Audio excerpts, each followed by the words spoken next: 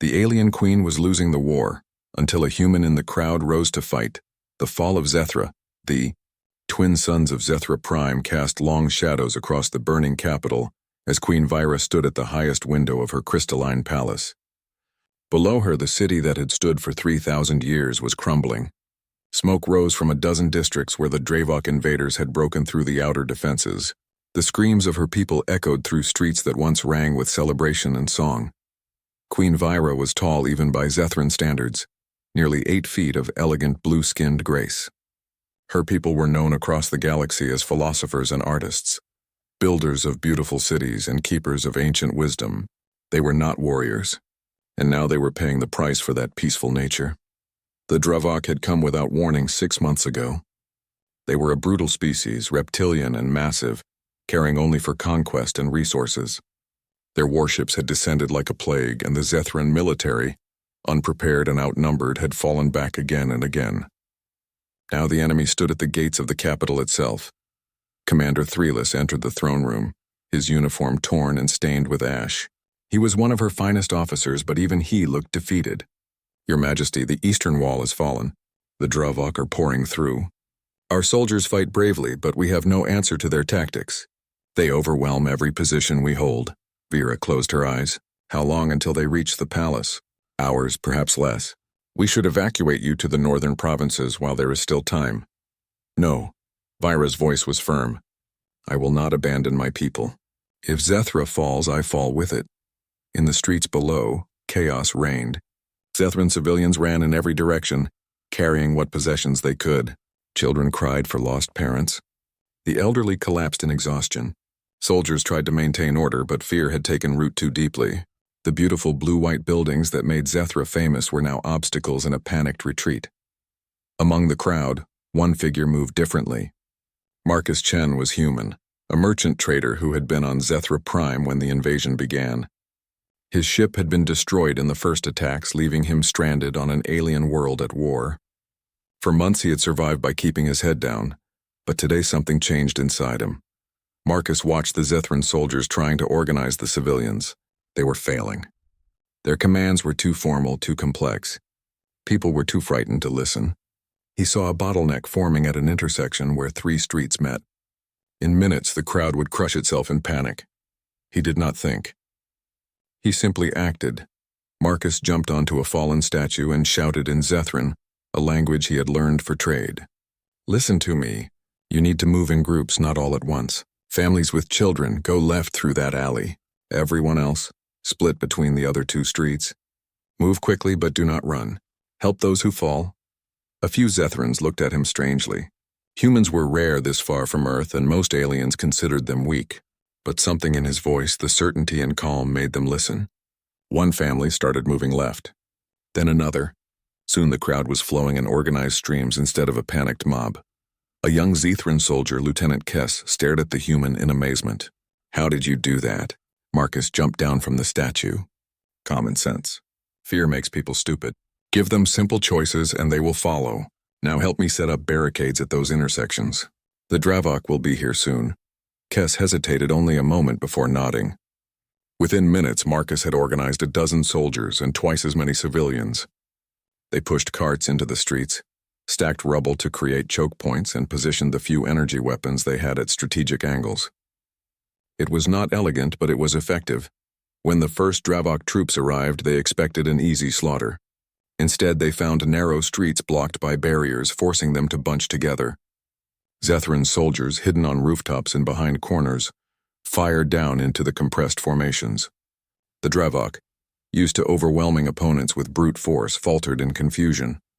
Marcus moved through the defenders constantly, never staying in one place. He redirected fire, called out enemy positions, and pulled wounded soldiers back from danger. His tactics were simple but clever. Use the environment. Make the enemy come to you. Strike from unexpected angles. These were lessons humanity had learned through countless wars on Earth, and they worked just as well on an alien world. From her palace window, Queen Vyra watched the southeastern district where the Dravok advance had suddenly stopped. She called for her advisors. "What is happening there? Why have they halted?" Commander Threeless studied the tactical displays in disbelief. I do not know, Your Majesty. It appears someone has organized a defense using the civilians and remaining soldiers. The Dravok cannot advance through the blocked streets. Who commands this defense? Reports are unclear, but witnesses mention a human. Vyra's violet eyes widened. A human? Here? She watched as the Dravok, frustrated by their inability to advance, pulled back to regroup. It was the first time in months she had seen the enemy retreat. Something stirred in her chest, an emotion she had almost forgotten. Hope. As night fell over Zethra Prime, the city had not fallen. The Dravok controlled large sections, but the palace district remained secure thanks to the improvised defenses. Exhausted soldiers and civilians gathered in the plazas, sharing water and food. They spoke in hushed, amazed tones about the human who had appeared like a miracle. Marcus sat against a wall, his clothes torn and face covered in dust. Lieutenant Kess brought him water. You saved hundreds of lives today. Perhaps thousands. What is your name? Marcus Chen. I'm just a traitor who got stuck in the wrong place. Kess shook his head. You are more than that. You fought when you could have hidden. You led when we were paralyzed with fear. The Queen will want to meet you. Marcus looked up at the glowing palace towers. I am nobody important. I just did what needed to be done. But even as he spoke, Marcus knew his life had changed. He had seen the fear in the Zethran faces, the desperation in their eyes. They were losing not just territory, but hope itself. And somehow in the chaos of that terrible day, he had given them a reason to keep fighting. In her private chambers, Queen Vyra could not sleep. She kept returning to the window, looking down at the district where a human stranger had accomplished what her trained military could not. She had ruled for 2 centuries, seen the rise and fall of civilizations, but she had never encountered anything quite like this. Tomorrow, she decided, she would summon this Marcus Chen. If a human could inspire her people and stop the Dravok with nothing but quick thinking and courage, perhaps there was still a chance to save her empire. The Zethrans were artists and philosophers, yes, but perhaps it was time to learn from a species that had fought and survived for millennia. As the twin suns began to rise again over the burning city, both the Queen and the human thought the same thought.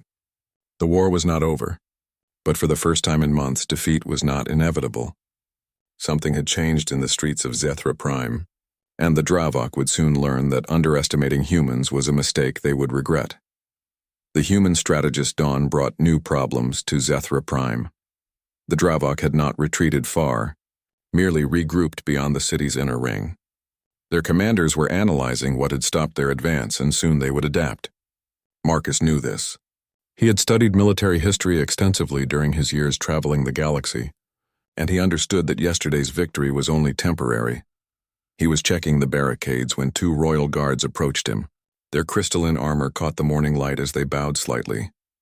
Marcus Chen, Queen Vyra requests your presence in the palace immediately. Marcus wiped dust from his hands and followed them through streets still crowded with refugees. Zethran citizens watched him pass, some reaching out to touch his shoulder or speak words of gratitude in their melodic language. He felt uncomfortable with the attention. He had simply done what was necessary. The palace interior was breathtaking even in wartime. Walls of living crystal channeled light into patterns that shifted like water. Gardens grew vertically through open atriums, and the air smelled of flowers Marcus could not name. It seemed impossible that war raged just beyond these walls. Queen Vyra waited in a circular council chamber. She stood nearly 2 feet taller than Marcus, her blue skin marked with silver patterns that denoted her royal lineage. Her eyes, a deep violet, studied him with an intensity that made him feel exposed. Marcus Chen of Earth. Vyra's voice was like music, but beneath the beauty was steel. You are a merchant trader with no military rank or training. Yet yesterday you accomplished what my generals could not. You stopped a Dravok advance and saved thousands of my people. Explain this to me. Marcus met her gaze steadily. Your Majesty, I did not stop them. I only delayed them, and I could do it because I think differently than your military commanders. Differently how? Vyra gestured, and the room's walls became transparent, showing a 3-dimensional map of the city. Marcus stepped forward, studying the display. Your officers fight with honor and follow established protocols. That works in traditional warfare between similar civilizations. But the Dravok do not care about honor. They care about overwhelming force and quick victories. And humans? We learned to fight dirty thousands of years ago. Marcus pointed to the map. Your soldiers form lines and hold positions. The Dravok simply crushed those lines with superior numbers. But if you abandon fixed positions and use mobility, surprise, and the environment itself as weapons, you turn their strength into weakness. Commander Thralis, standing beside the Queen, spoke sharply. You suggest we abandon our defensive positions? That is madness, no. Marcus turned to face him. I suggest you make them think you have abandoned positions while actually controlling them in different ways. Use small mobile teams instead of large formations. Set traps and ambushes. Make every street cost them resources and time. Humans call it guerrilla warfare. Vyra was silent for a long moment. She had spent 2 centuries learning the art of peaceful negotiation and diplomatic solutions. Violence had always been a last resort for her people, but now her empire faced extinction, and this small human was offering knowledge purchased with blood across millennia of human conflict. Commander Thralis, you will place all military forces under the tactical guidance of Marcus Chen. Vyra's decision shocked everyone in the room. He will teach our soldiers his methods. We will adapt or we will die. Your Majesty, Thralis protested, our soldiers have trained for decades in traditional combat. We cannot simply abandon everything for the advice of an outsider. Vyra's eyes hardened. Our traditional methods have failed. Our people are dying. I will not let pride destroy what remains of Zethra. This human fought when he had no obligation to our world. That earns my trust. Now it must earn yours. Over the following days, Marcus worked tirelessly to transform the Zethran defense. He divided soldiers into small units of 5 or 6 warriors. Each unit trained in hit-and-run tactics, learning to strike quickly and disappear before the Dravok could respond. The Zethrans, naturally agile and fast, adapted to this style more easily than Marcus had hoped. He taught them to use the city itself as a weapon. Energy conduits could be overloaded to create explosions. Water systems could flood streets at critical moments. The beautiful crystal buildings, when shattered correctly, created deadly shrapnel. Every street became a potential trap, every corner a possible ambush site. Lieutenant Kess became Marcus's primary liaison with the Zethran military. The young officer learned quickly, translating human concepts into terms Zethran soldiers could understand. Why do humans fight this way? Kess asked one evening as they planned the next day's operations. Because we have always been the underdogs. Marcus smiled grimly. For most of human history, we fought stronger, bigger, or more numerous enemies. We survived by being clever and adaptable. We learned that winning is not about being the strongest. It is about making the other side give up first. The Dravok, unaware of these changes, launched their next major assault 3 days after Marcus's arrival at the palace. They came in massive force, thousands of troops supported by armored vehicles and aerial units. Their commander, Z'Rell, expected to crush the remaining Zethran resistance within hours. Instead, his forces encountered a nightmare. Streets that seemed empty suddenly erupted with fire from hidden positions. Buildings collapsed at precise moments, crushing advancing troops. Small teams of Zethrans attacked supply lines, destroyed communication equipment, and vanished before reinforcements arrived. Every block the Dravok captured cost them dearly, and behind them, Zethran forces retook positions through hidden tunnels and underground passages. Z'Rell, a massive reptilian commander with scales like black iron, roared in fury as reports flooded in. What has changed? These were cowards yesterday. Now they fight like demons. His intelligence officer studied the tactical data nervously. Commander, there are reports of a human among the Zethrans. Witnesses say he commands their forces. A human? Z'Rell's claws scraped against metal. Impossible. Humans are weak, fragile creatures. They pose no threat. Yet the losses speak otherwise, Commander. We have advanced only 3 blocks in 6 hours. Yesterday we would have taken 30. Z'Rell's eyes narrowed with cold intelligence. Then we adapt. Find this human. Kill him and their resistance will collapse. But Marcus had anticipated this. He rarely appeared at the front lines anymore, instead coordinating from secure command posts and moving locations constantly. He had taught the Zethran officers his methods, and now they implemented strategies independently. The defense was no longer dependent on one person. In the palace, Queen Vera watched the battle unfold through tactical displays. For the first time since the war began, her forces were inflicting serious damage on the enemy. Casualties were still heavy on both sides, but the Dravok advance had stalled completely. Some sectors even showed Zethran counterattacks succeeding. Marcus entered the council chamber, his face tired but determined. Your Majesty, we cannot win by defense alone. The Dravok have too many resources. We need to take the fight to them. What do you propose? Their command ship orbits above the city, coordinating all ground forces. If we can disrupt their communications even temporarily, it will create chaos in their ranks. Chaos we can exploit. Vyra studied the human carefully. She had come to respect his mind, but this seemed impossible.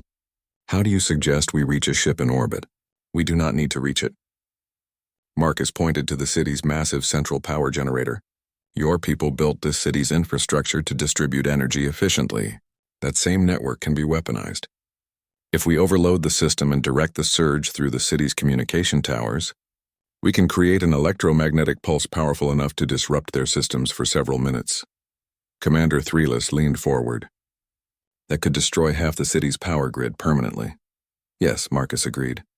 But it could also save the city itself. Your Majesty, the choice is yours. Vyra looked at her advisors, then back at Marcus. She thought of her people dying in the streets, of her empire crumbling while she clung to infrastructure that could be rebuilt. Sometimes she realized, you must break what you have built to preserve what matters most. Do it, she commanded. That night, under cover of darkness, Marcus and a team of Zethran engineers worked at the central power station.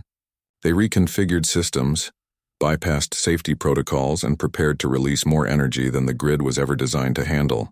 It was dangerous, possibly suicidal, but it was also brilliant in its simplicity. At dawn, as the Dravok prepared another assault, Marcus gave the signal. The power surge raced through the city's network like lightning through veins. Every communication tower erupted simultaneously with electromagnetic energy. The pulse washed over the city and into orbit, scrambling electronics and overwhelming systems. The Dravok ground forces suddenly found themselves blind and deaf. Orders stopped flowing from command. Coordination between units vanished. Confusion spread through their ranks like wildfire. Now, Marcus shouted into the emergency communication system. All units attack now. The Zethrans, prepared for this moment, struck from every direction simultaneously. Small mobile teams attacked disorganized Dravok troops. Larger forces emerged from hiding to seize key positions. The enemy, trained to follow orders from above, panicked when those orders stopped coming. For 6 precious minutes, the Zethrans had the advantage. They used every second. By the time Dravok communications restored, they had lost a quarter of their ground forces and been pushed back to the city's outer districts. Commander Zral, watching from his command ship, felt something he had not experienced in decades. Fear, not of death but of defeat. This human had changed everything. The Zethrans were no longer easy prey. They had become dangerous. In the palace, Queen Vyra allowed herself a small smile. Her people were celebrating in the streets, calling Marcus Chen the Ember, the small flame that had reignited their will to fight. She watched him coordinate the consolidation of their gains, already planning the next move. Marcus Chen, she said softly, approaching him as the immediate crisis passed. You have given my people something more valuable than victory. You have given them hope. Marcus turned to face her, and for the first time she saw the weight he carried. Hope is good, Your Majesty, but this war is not over. The Dravok will come again, and they will be prepared for our tactics. We must stay ahead of them. Then we will, Vyra replied. Together. As night fell over Zethra Prime, the city's lights glowed brighter than they had in months. The war continued, but the tide had turned. A human merchant stranded on an alien world had taught an ancient civilization that survival sometimes requires becoming something you never were before. And Queen Vyra, looking at her transformed capital, understood that her empire would never be the same. Perhaps she thought that was not a bad thing. The final stand, the Dravok did not take their defeats well. Commander Zral, humiliated by the losses his forces had suffered, requested reinforcements from the Dravok war fleet. Within days, 3 additional battlecruisers arrived in orbit above Zethra Prime, bringing thousands more troops and enough firepower to level the entire capital. The message was clear. The Dravok would accept nothing less than total victory. Marcus stood on the palace balcony beside Queen Vyra, watching the massive ships position themselves overhead. The morning sky was blotted out by their dark hulls. Around them, the city that had fought so hard to survive seemed small and fragile. They mean to finish this, Vyra said quietly. No more probing attacks or limited assaults. They will throw everything at us, Marcus nodded slowly. Then we make our stand here. No more retreating. We turn this city into a fortress they cannot break. The Queen looked at him with concern. Marcus, there are limits to what strategy can accomplish. We are outnumbered 10-1 now. Perhaps more numbers do not tell the whole story. Marcus met her gaze steadily. The Dravok have weapons and troops, yes, but we have something they do not. We have people who are fighting for their homes, their families, their entire civilization. That desperation makes us dangerous. Over the next 3 days, Marcus worked with Commander Thrillus and the Zethran military to prepare the city for siege. Every citizen became part of the defense. Children too young to fight carried supplies and messages. Elderly Zethrans, drawing on centuries of knowledge, helped identify structural weaknesses in buildings that could be exploited for defensive purposes. Artists and engineers worked together to create new types of barriers and traps. Marcus implemented a layered defense strategy. The outer districts would be lightly defended, designed to draw the Dravok in while exhausting their resources. The middle ring would feature concentrated resistance, forcing the enemy into kill zones where Zethran forces could inflict maximum damage.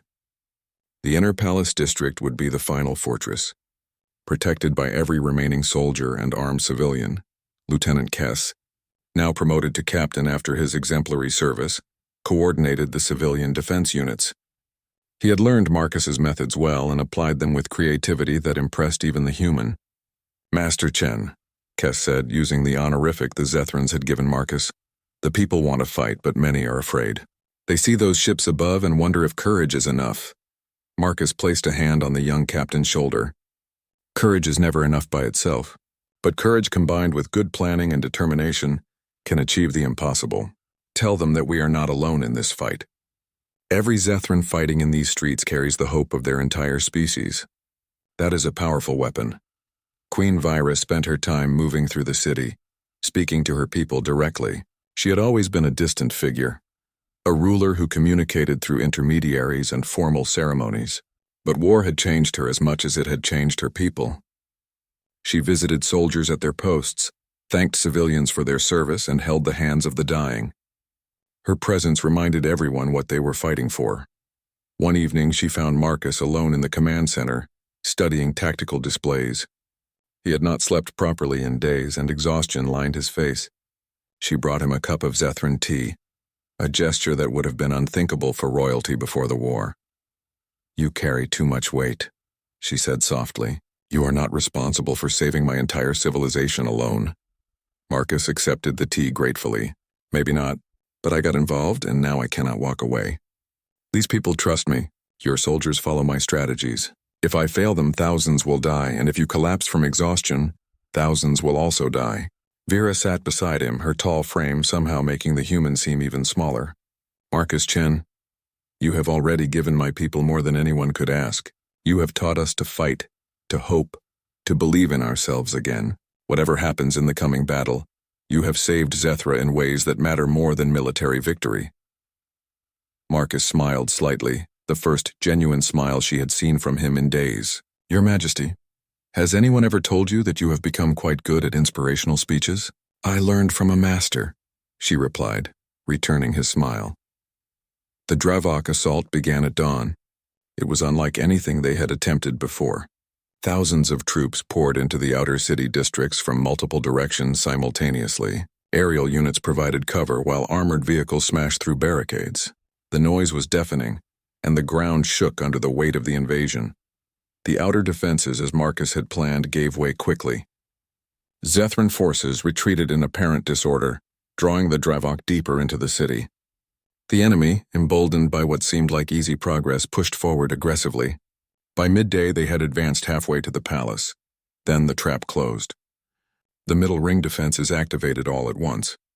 Buildings that had seemed abandoned suddenly erupted with weapons fire from hidden positions. Streets the Dravok thought they controlled collapsed into underground passages where Zethran soldiers waited. Energy barriers appeared at intersections, dividing the Dravok forces into isolated groups that could be attacked separately. Commander Zraal, coordinating from his ship, watched in growing fury as his advantage evaporated. The human strategies again, he roared. All units push forward, accept casualties but maintain momentum. But momentum was impossible. Every street was a battle. Every building was a fortress. The Zethrans fought with a ferocity born of desperation, knowing this was their last stand. Civilians threw debris from windows. Engineers detonated carefully placed explosives at critical moments. Even children contributed, using the underground passages to move supplies and relay messages faster than the Dravok could disrupt communications. Marcus moved through the battle, coordinating defensive units and adjusting strategies in real time. Captain Kess remained at his side, translating orders and providing updates from different sectors. The two had become an effective team, the human's strategic mind combined with the Zethrans' intimate knowledge of the city. By evening, the Dravok advance had stalled completely. Their forces, bloodied and exhausted, held positions in the middle ring but could push no further. Zeral, unwilling to accept failure, made a critical decision. He would bring his command ship down into the atmosphere and use its main weapons to level the palace district directly. Marcus saw the ship descending and understood immediately what it meant. They are going to bombard us from point-blank range. Our defenses cannot stop that. Then we do not defend, Vyra said, her voice carrying the certainty of a ruler who had made a final decision. We attack, Your Majesty. The Queen stood tall, her royal bearing returning in full force. You taught us that sometimes you must break what you have built to preserve what matters. That ship is their command center, their communications hub, their symbol of power. If we can destroy it, their ground forces will lose coordination again. And this time they will break. Marcus understood. It was insane, desperate, and possibly suicidal. It was also their only chance. He began issuing orders immediately. Every remaining aerial unit, every soldier who could fight, every weapon that could fire, was directed at a single target. The assault on Zeral's command ship was chaos and desperation given form. Zethran fighters, some piloted by civilians who had learned to fly in the past 3 days, threw themselves at the massive vessel. Ground-based weapons, salvaged from fallen Dravok equipment, fired upward with everything they had. Soldiers with jetpacks, a technology the Zethrans had developed for construction, became improvised assault troops boarding the ship through breached hull sections. Marcus led a ground team that fought through the confusion to reach the city's main communications tower. If they could amplify the electromagnetic pulse weapon one more time, targeting it directly at the descending ship, they might disable its systems long enough for the assault teams to succeed. Queen Vyra, refusing to remain safe in the palace, led her personal guard in support of the assault teams. She fought with grace and fury, her crystalline blade cutting through Dravok soldiers as she pushed toward the ship's lower decks. Her people, seeing their queen in battle, found reserves of courage they did not know existed. On the command bridge of his ship, Zeral finally felt the weight of his mistake. The Zethrans were supposed to be peaceful artists, easy prey for a warrior species, but this human had transformed them into something else, something dangerous. As alarms blared and his ship shuddered under repeated impacts, Zeral understood too late that he had underestimated not just humanity, but the power of desperate beings fighting for survival. Marcus reached the communications tower with his team. They worked frantically to configure the pulse weapon, knowing they would have only one chance. Dravok troops were closing in, but Captain Kess and his soldiers held them back with fierce determination. Now, Marcus shouted, activating the pulse. The energy surge that erupted from the tower was visible across the city, a pillar of electromagnetic force that struck Zeral's ship like a hammer. Systems failed throughout the vessel. Lights went dark. Weapons stopped firing. The massive ship, no longer able to maintain altitude, began falling. Vera and her assault teams fled the dying vessel as it crashed into the empty districts outside the city, where the Dravok had concentrated their forces. The explosion was catastrophic. Thousands of enemy troops were caught in the blast or crushed beneath falling debris. The remaining Dravok forces, leaderless and demoralized, began a chaotic retreat. The Zethrans did not let them escape easily. Mobile teams harassed the retreat, turning it into a rout. By nightfall, the Dravok had fled the city entirely, their invasion force shattered beyond recovery. The remaining ships in orbit, without Zeral's command and facing unexpectedly fierce resistance, withdrew from Zethran space. In the central plaza, as fires burned across the city and smoke filled the air, the people of Zethra Prime gathered. They were exhausted, bloodied, and surrounded by ruins. But they were alive, and they were free. Queen Vyra stood before her people, her armor damaged and her face showing the weariness of battle. Beside her stood Marcus Chen, looking small and fragile compared to the towering Zethrans around him, but recognized by all as the architect of their salvation. People of Zethra, Vyra's voice rang out across the plaza. Today we have won not just a battle, but our future. We faced extinction and refused to accept it. We learned from our human friend that strength comes not from tradition or protocol, but from the courage to adapt, to fight, and to never surrender. She turned to Marcus. You came to our world as a stranger with no obligation to us, yet you stood when we fell. You taught when we despaired. You gave us the tools to save ourselves. Zethra will never forget what humanity has done for us this day. Marcus, uncomfortable with the attention as always, spoke simply. Your Majesty, I only showed you what you already had inside yourselves. The courage, the determination, the refusal to quit. Those were yours all along. You saved yourselves. The crowd erupted in cheers, calling his name along with the Queen's. Children ran forward to touch the hem of his torn jacket. Soldiers saluted him with fists over hearts in the Zethran gesture of ultimate respect. Artists already spoke of the songs they would compose about the human who had saved their world. In the days that followed, as the city began the long process of rebuilding, Marcus prepared to leave. A human merchant vessel had finally arrived in the system, bringing supplies and offering passage back to Earth space. His time on Zethra Prime was ending. Queen Vyra came to see him off at the spaceport. She had insisted on coming personally, breaking protocol once again. You do not have to leave, she said. Zethra owes you everything. Name your reward and it is yours. Marcus smiled. I am a traitor, Your Majesty. I belong among the stars, moving from world to world. But I will never forget my time here, nor will we forget you. Vyra's voice held emotion she rarely showed. You taught my people to fight, but more importantly, you taught us that we could learn and change and become something new while still remaining ourselves. That lesson will shape the future of the Zethran Empire. She handed him a crystal pendant, its surface swirling with captured light. This is a memory stone. It contains the full record of everything that happened here. Take it back to your people. Let them know that when humanity extends its hand in friendship, miracles become possible. Marcus accepted the pendant, feeling its warmth against his palm. I will, Your Majesty, and tell your people something for me. Tell them that they were always capable of this. They just needed someone to believe in them first. As Marcus's ship lifted off from Zethra Prime, carrying him toward new adventures among the stars, he looked back at the city below. It was scarred and damaged, but lights were already returning to its streets. The Zethrans were rebuilding, and this time they would build something new. An empire that remembered the cost of peace, the necessity of adaptation, and the power that comes from refusing to surrender. Queen Vyra watched until the ship was only a point of light among the stars. Then she turned back to her city, her people, and the massive task of reconstruction. But for the first time since the war began, she faced the future not with fear but with confidence. Her empire had fallen to its knees. A human had helped it stand. Now it would walk forward into a new age, stronger for having been broken, wiser for having been taught, and forever changed by the merchant trader who had refused to let an alien world die. In the streets of the capital, children played games about the Ember, the human hero who had saved Zethra. Artists painted murals showing him standing beside the Queen. Soldiers trained using the tactics he had taught, passing them to new generations. And in the royal archives, the story was recorded in permanent crystal, ensuring that as long as Zethra existed, humans would be remembered as the species that taught them to fight for their survival. Marcus Chen, traveling between the stars once more, carried his own memory of Zethra.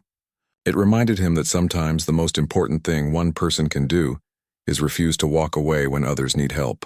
That courage is contagious, that hope can be taught, and that humanity's greatest strength is not physical power or advanced technology, but the willingness to stand beside those who are falling and help them find the strength to rise again. The war for Zethra was over, but the legend of the human who saved an empire had only just begun.